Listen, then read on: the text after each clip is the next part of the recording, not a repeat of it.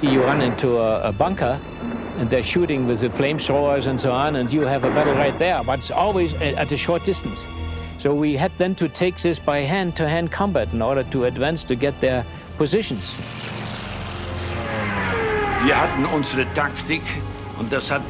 There was a certain tactic which we tried to take advantage of. We would try to fly about 1,000 meters below the British planes. Then we would wait until they were very close to us, about 200 meters, and suddenly fly up at a steep angle to get above them while firing our machine guns. It was very effective.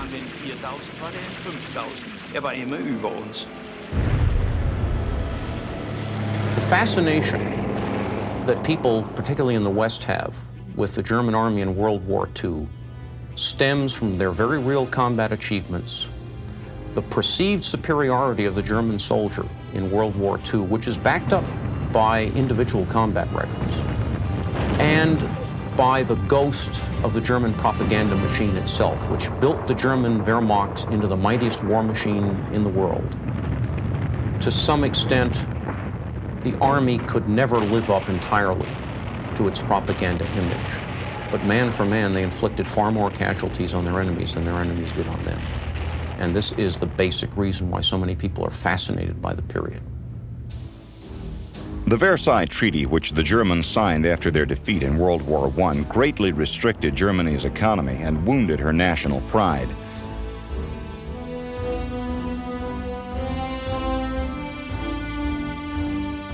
Many German citizens felt it was unfair and harsh. Hitler seized this opportunity to build his war machine.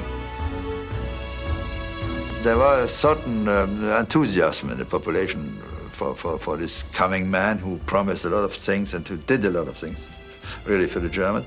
And in 34 or 35, there was a great movement in favor of enter the Hitlerjugend, you know, and I followed that, because Hitlerjugend was, it's like scouts in England or America. It was a news movement, which was very attractive for us.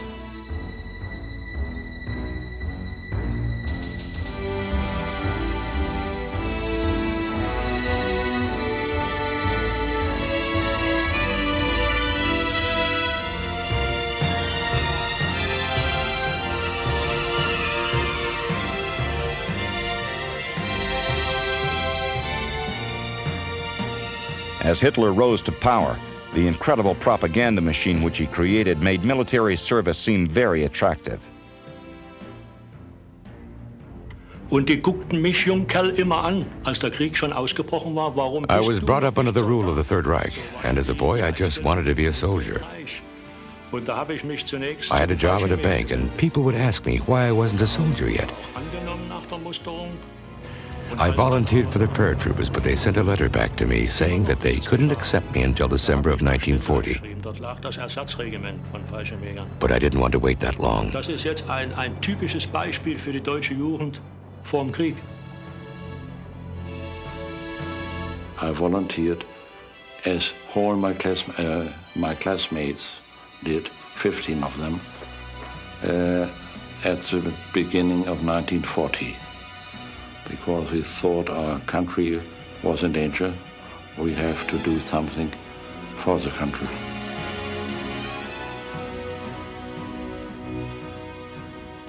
Throughout the 1930s, the German military expanded in secret against the terms of the Versailles Treaty. The basic model of the armed forces still owed much to the Army of World War I.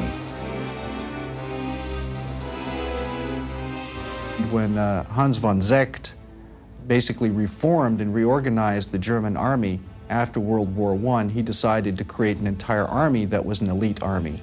The training standards would be superior. The officers and the NCO standards were to be very high.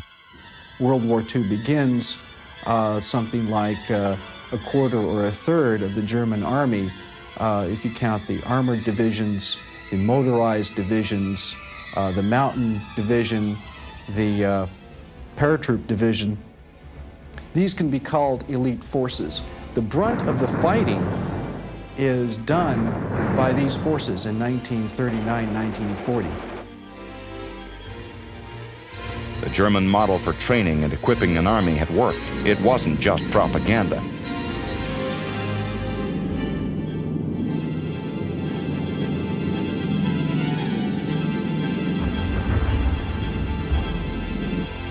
The German army overpowered all of its early foes and quickly expanded to many parts of the world, even as far as North Africa. Here, a unit known as the Afrika Korps proved it deserved to be considered elite.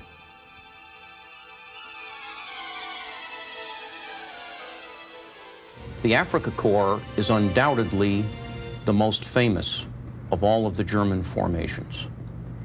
Although many people consider it an elite unit, and indeed its fighting record bears that out, initially it was simply a collection of spare German divisions thrown together very hastily in an attempt to prop up the Italian occupation of Libya. Und das hat sich während der ganzen Zeit in Afrika doch sehr bemerkbar gemacht. The Afrika Korps was unique because we had to handle all of our problems on our own in the desert. There were no immediate reinforcements. Because of this, we had a great camaraderie. We would share the last bit of bread with a friend. This is how we became an elite group.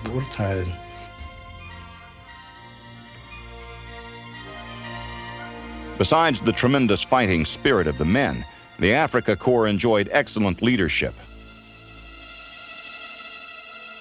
Erwin Rommel earned his Desert Fox nickname in North Africa because of his ability to outmaneuver and defeat larger enemy forces.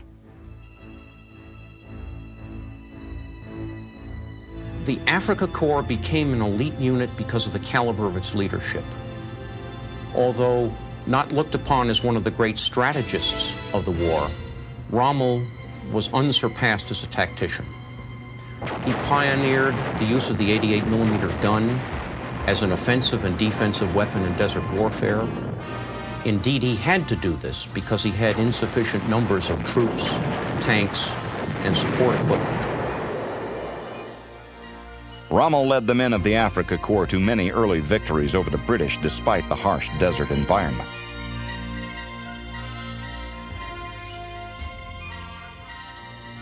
Ja, die Waffen waren natürlich ständig verstaubt. Sie mussten also In the desert, we had to clean our weapons all the time because there was so much dust. The heat was terrible. But the biggest problem was that we never had enough water. Each of us had only 1 liter of water per day, and half of that went to the kitchen. So it was very difficult. The Afrika Korps had an influence on the battlefield far out of proportion to the numbers of tanks and men that it could field. The actual Afrika Korps itself lasted only a few months. Very quickly, Italian units were absorbed into a combined German-Italian unit, which became Panzer Army Africa. This larger combined force eventually became trapped in the desert after the Americans landed to the west and the British closed in from the east. Members of the original Afrika Korps were among the many hundreds of thousands of German POWs taken at the end of the Africa campaign. But the pride and camaraderie of this elite unit lives on even today, as evidenced by a gathering of former Afrika Korps members. Bestaubt sind die Gesichter, doch froh ist unser Sinn, ja unser Sinn. Da brausen im Panzer im Sturmwind dahin. The panzer units of the German army were the real backbone of Hitler's war machine. The armored units were the fists of steel in the Blitzkrieg, and they quickly overpowered all of their early opponents.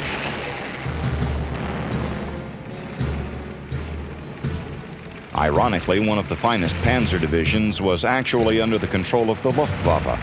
This unit was known as the Hermann Göring Panzer Division. The Hermann Göring Panzer Division was one of the more unusual units of the war There was actually no real reason for the Luftwaffe to have a Panzer division in the first place. This was a personal project of Reichsmarschall Goering. It had an admirable fighting record. It was extremely well equipped. It was one of the units to which German soldiers were more or less promoted. The Hermann Göring Division fought on both fronts during World War II and was highly regarded for its record in the Italian campaign.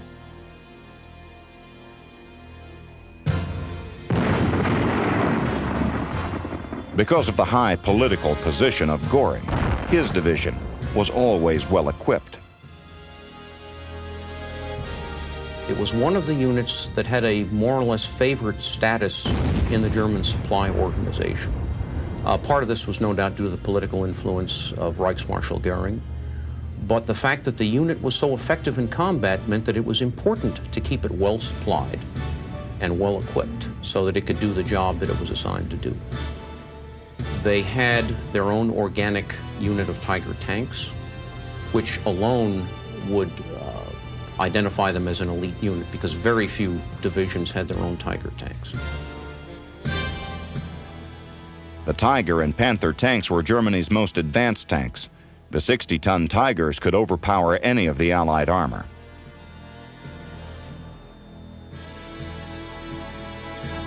The only handicap for the Hermann Göring Division was a complicated chain of command, since they were under both Luftwaffe and Army control on the battlefield. But despite this, the unit still performed very well. Patton himself is alleged to have said that the Hermann Göring Panzer Division was the finest division in any army, which, coming from blood and guts, was certainly extremely high praise. Another unique and elite panzer unit was the Grossdeutschland Division.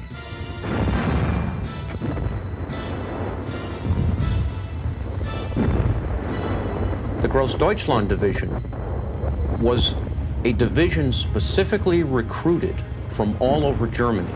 Most German formations were actually local or regional in nature. 3rd Panzer Division, for example, was raised primarily in Berlin.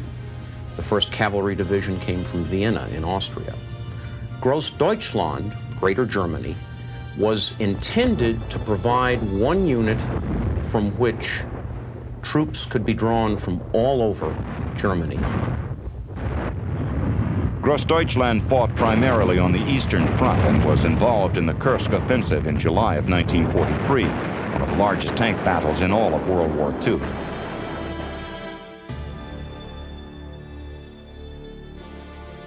Wir haben an sich den T-34 nicht gefürchtet.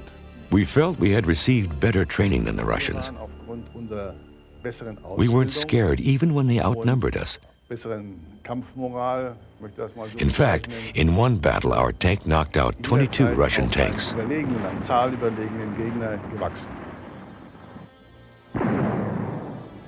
Wir waren immer in We were always fighting in the most extreme situations. zusätzlich gefordert. We were constantly facing the best of the Russian troops and huge numbers of Russian troops. Spielten so etwa die Feuerwehr, That is why I think Grossdeutschland is an elite division. diese Division. Probably the most talent-laden of all the elite Panzer Division was the Panzerlehr Division. It was not formed until 1943, but was quickly regarded as one of the best units in the entire army. When it was formed in late 1943, its cadre of officers, NCOs, and men came from all of the German armor training schools throughout Germany. As a result, the division, even when formed, had a very high number of combat veterans who were also extremely skilled in all aspects of armored warfare, as they would have to be in order to be instructors. The other distinguishing feature of Panzerlehr was its lavish equipment. The schools had always the newest arms, the newest tanks, the newest weapons and so on. And that's why the Panzerlehr was really perhaps the best equipped German Panzer Division at the end of the war. We had the newest tanks, we had the Panther tanks and the Tiger tanks. Everything was very modern and very, very useful.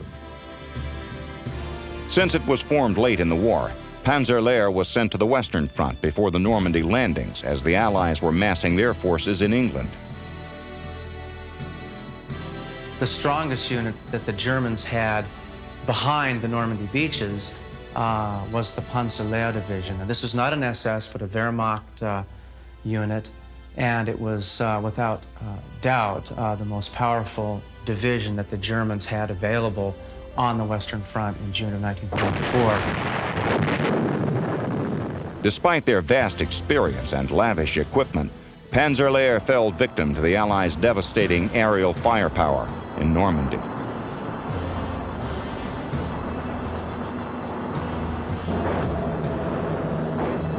Half of the division has been swept out by only one bombing for 120 enemy bombers, flying fortresses, who swept out the half of the division. The idea of forming a panzer division from instructors at first sounded like a good idea, in that you would, of course, have this tremendous pool of talent and combat skill. In the long run, of course, it was a disaster, because by taking so many instructors out of the schools, you cut the quality of instruction, which in turn affected all of the panzer divisions, not just Panzerlehr.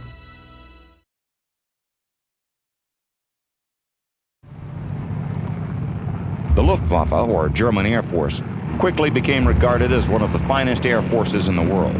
Probably the most famous of the elite Luftwaffe unit was known as JG-26. In the Luftwaffe, Jagdgeschwader 26, Schlegeter, was probably the finest fighter wing in the entire German Air Force. It was formed before the war. It fought in the Battle of Britain and the Battle of France. It served almost entirely in the West until the defense of Germany itself. In the campaign in the spring of 1940, when France is overrun, JG-26 will fly in support of the Luftwaffe bombers in France. They have a pretty average record as far as fighter groups. They really hit their stride during the Battle of Britain, where they're one of the top performing German fighter wings against the RAF in Britain. Die Zahlen, die wir also angaben als Abschüsse, nicht? Und it seemed to us that things were going very well during the Battle of Britain. das machte einen falschen Eindruck. Wir nahmen eigentlich We had to fly only at very short distances so we could accompany our bombers into London. Zahl abgeschossen hätten, als wirklich also da vorhanden waren. We also felt very confident because the Me-109 had better guns than the British planes. Die 109 damals, wir hatten also 2 Kanonen in den Flächen. The pilots of JG-26 quickly built up a very impressive combat record, although the pilots still felt there was a certain amount of chivalry left in the air war. Die Maschine wurde angegriffen und musste gehindert werden. We thought more in terms of planes than in people. And when a pilot managed to bail out, we would say, well, he's made it, that's okay. But we also counted how many planes we shot down because we were very proud of our fighting record.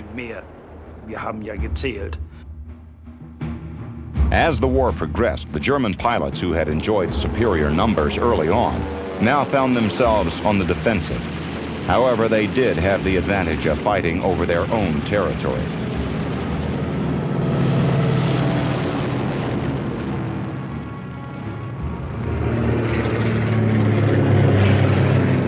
Germans will be able to operate at close range, whereas the RAF, which is flying in now across the channel, is operating at the furthest extent of its range against the Germans.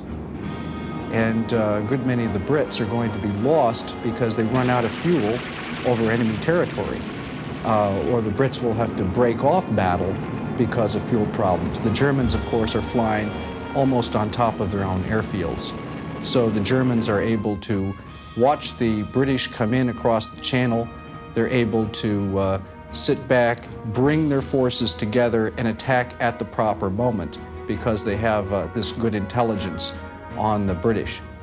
All of these things taken together, and the fact that JG-26 had first-rate aircraft, account for the very good record that JG-26 had.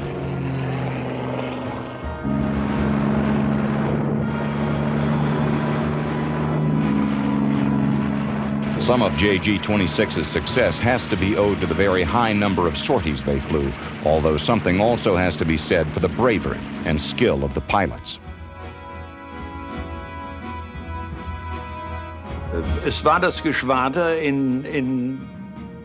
I think we were the toughest fighter unit, and we were always facing the most skilled adversaries. I know if we had fought under more fair conditions, we would have done even better. But at the end, there were just so many more Allied planes that it was very difficult for us.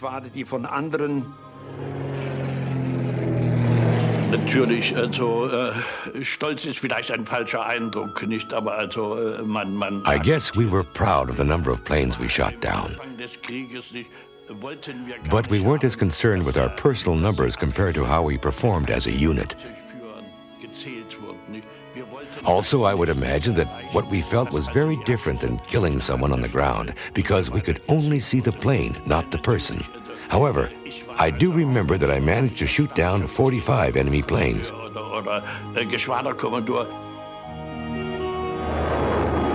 One of the most unique fighter groups of the Luftwaffe was known as JV-44. This unit emerged towards the end of the war and was a collection of some of the best pilots from all over the Luftwaffe, flying the new Me-262 jet aircraft.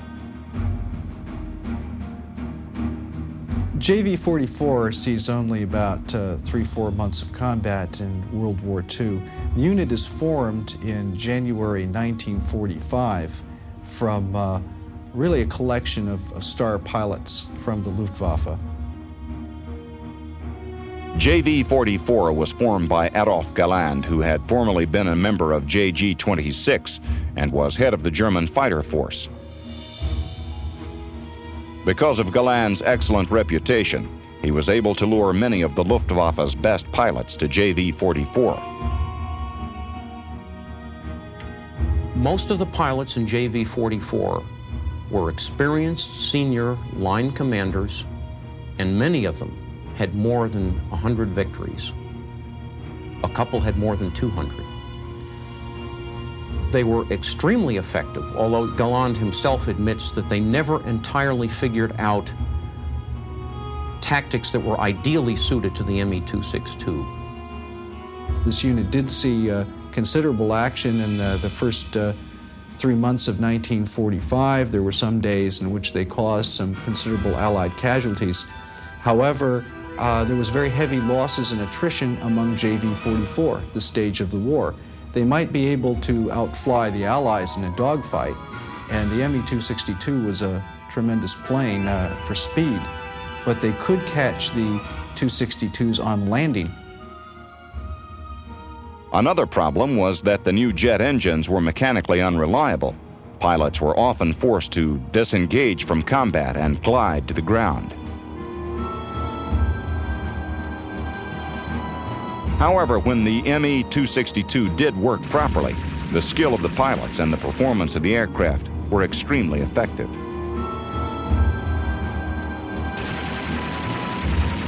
The few times that this unit was able to attack massed Allied bomber forces, it caused tremendous losses, and one can only imagine what would have happened to the 8th Air Force had Germany been able to develop its engine technology a year earlier, and Me-262s had been available in wing strength by the summer of 1944. It would have been a horrendous thing indeed. The German mountain troops, the Gebirgsjäger, were considered elite units because of their extensive training in mountain climbing, rock climbing, alpine skiing, their special skills in living in the harsh climate of alpine regions. They were extremely skilled in rough terrain fighting. They were well equipped for their tasks. They had snowshoes, skis. They used a variety of lightweight weapons. I was very sporty. I was 18 years old, and I was a state champion in ski racing and downhill and slalom, so I didn't have difficulties getting in there. Then they gave us our training in the Großglockner Mountain an ice training, and you had to climb for this 11 hours with heavy gear up to 120 pounds, climb a 15,000 foot mountain and in 11 hours back again, and then you got a warm soup, that was all. The Gebirgsjäger troops were chosen for their intelligence, their self-reliance, the ability to adapt to a wide variety of combat conditions. And it was not unusual for an entire unit to be considered potential leaders. Each company could completely function as a battalion by itself. So we, not just an infantry company, and the other one was just a mortar company, or so on, or just artillery. We had this all in one company, because in the high mountains you are completely on your own. You have no support, you have no supplies coming up, you cannot call for help. I need firepower. If you don't give it yourself, it's your own fault.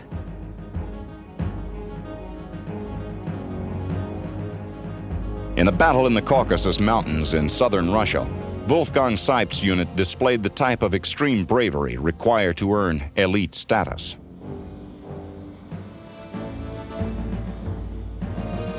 We were completely cut off and decimated down to about 15 men, and we had no ammunition anymore.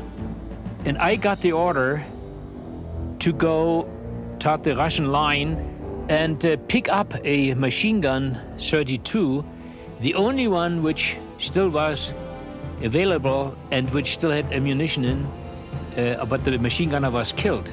So I crawled over and saw it standing, and I was getting up and bending down to grab it with my right hand, and I saw 6 feet away a Soviet soldier standing up with his rifle and shooting at me, and he shot me right toward the heart. I have a scar here, and I knew I have to play dead because they never shoot at a dead person. So I was screaming, falling back, laying on my back and compressing my radial artery that I don't bleed to death. And through my eyelashes, I could see that he was turning around and running away. At this moment, I took my belt, put it around, and grabbed the machine gun and crawled back. We lost 64 men in an afternoon in our company, and that was the end of our existence. We were only then 15 left, and I am one of 6 survivors. The whole company of 380 men was wiped out within 8 weeks. Like many elite units, the mountain troops took heavy casualties because they were given the most difficult missions. Another common problem for specialized units was being used as regular line infantry as the number of available German soldiers began to shrink as the war progressed.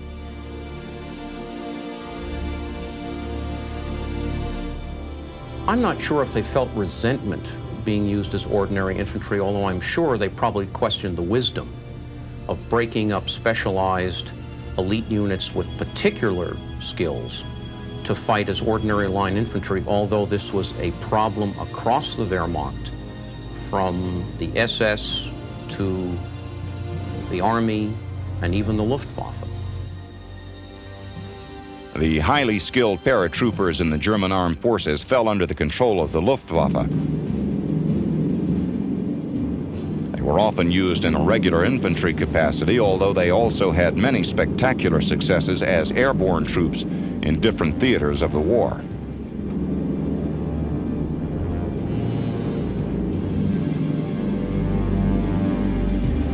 Paratroopers were particularly considered elite because of their jump qualification, the fact that they were paratroopers. Like the mountain troops, they were also chosen for their fitness, their intelligence, and their adaptability, in common with many other elite units. They were trained as infantry first and then received specialized jump training. Paratroopers were involved in one of the earliest actions of World War II when the Belgian fortress of Ibn Emal was attacked by a combined force of airborne and ground engineers. This heavily defended fort had to be taken in order for the German army to move into France.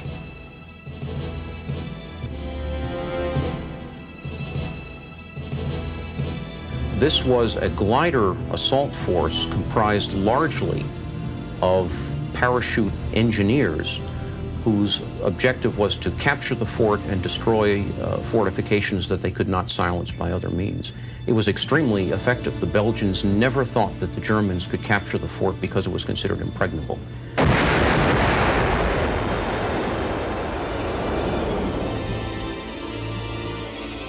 The largest German airborne operation of World War II was the invasion of Crete in 1941.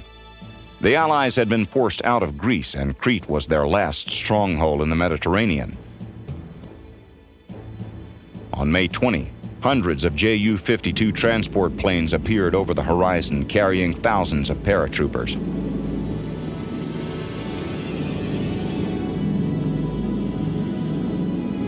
Airborne troops began landing all over the island, taking some heavy casualties from the British as they descended.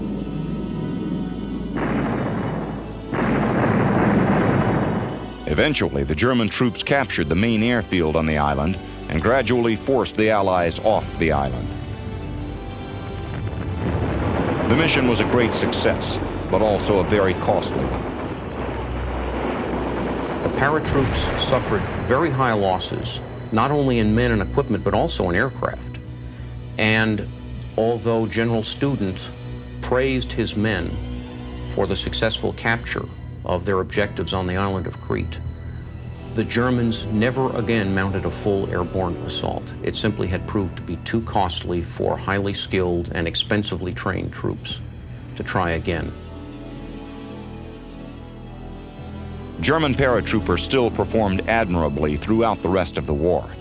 However, now they were confined to fighting as regular infantry, mainly in defensive positions instead of their more specialized role. They were some of the toughest combatants for the Allies during the Normandy fighting, but their most famous defensive stand occurred at Monte Cassino in Italy.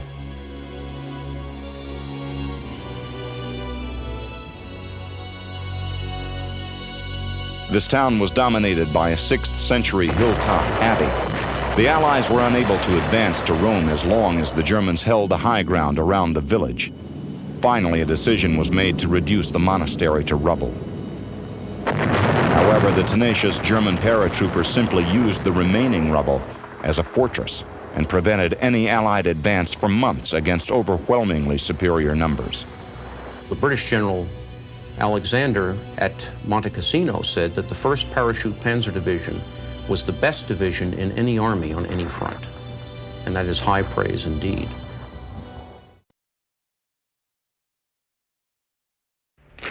Probably the most controversial of all the German military units was the SS, or Schutzstaffel. The SS began as an elite bodyguard and police unit for the Nazi Party in 1925.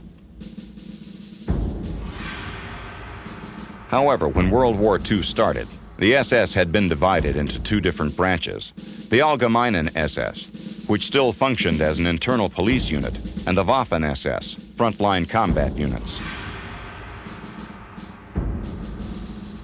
The Waffen-SS, particularly as the war progressed, tended to identify more and more closely with the regular German Wehrmacht, and to consider itself an arm, albeit a very elite arm, of the regular German armed forces, as much as Himmler wanted to turn the SS, the armed SS, into the ideological vanguard of National Socialism. In that effort, he was largely unsuccessful.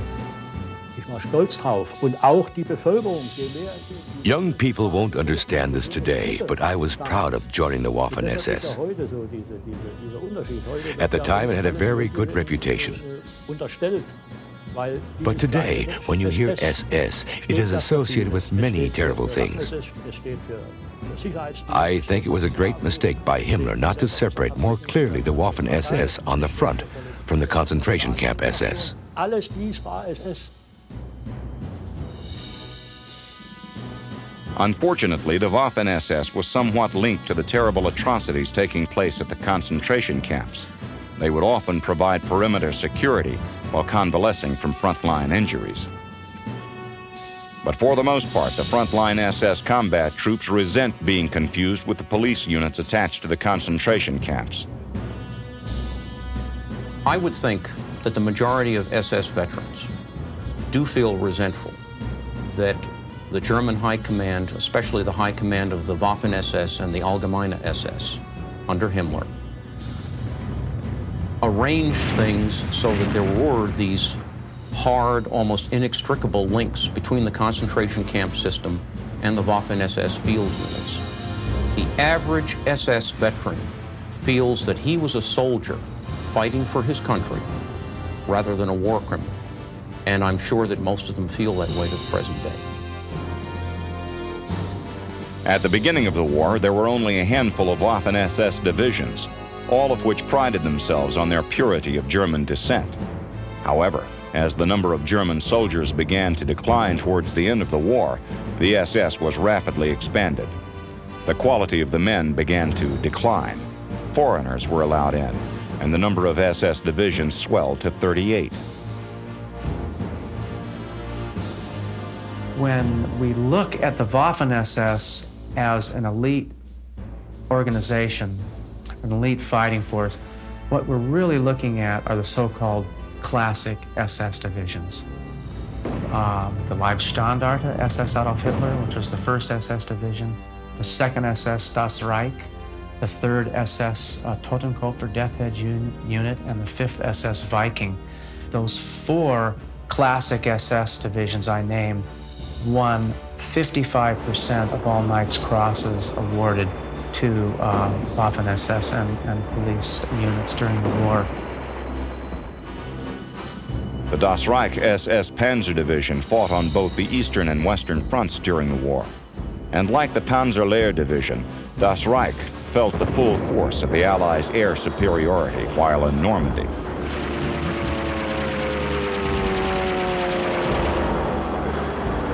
There were two philosophies when these enormous air attacks started, either to jump out of the car and crawl under it, or to keep in there. Definitely, most of the crews jumped out. I was sticking to the other theory. We said the safest place is right in here. One of the more unique SS divisions also fought in Normandy, the 12th SS, or Hitler Youth Division.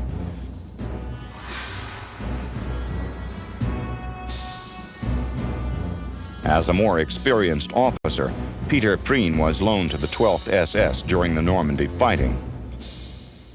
I have no hesitation to say that within the fight, they were equal to none. And to us, they seemed to be fair.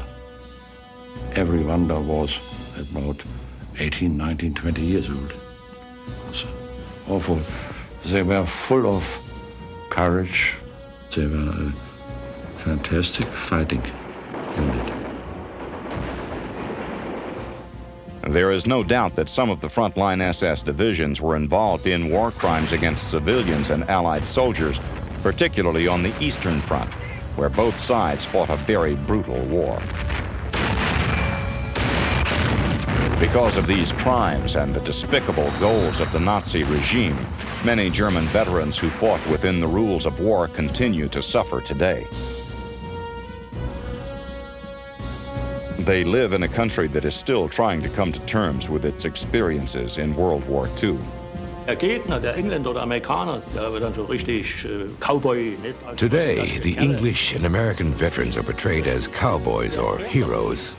And in Germany, we are portrayed as being stupid, which is not fair, because we were sacrificing and dying for our country too. Das kann der kleine Soldat nicht entscheiden. In the end, Hitler's war machine simply ran out of men and materiel. But the fighting spirit of the elite German forces continued through the final days.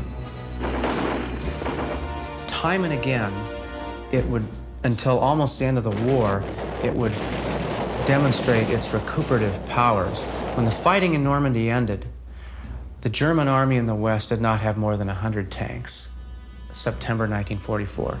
Yet, in December of 44, they were able to launch, during the Battle of the Bulge, a tremendous offensive which took the Allies totally off guard and was something that the Allies had felt that the Germans couldn't have ever mounted in that strength at that time, given the losses that they had suffered.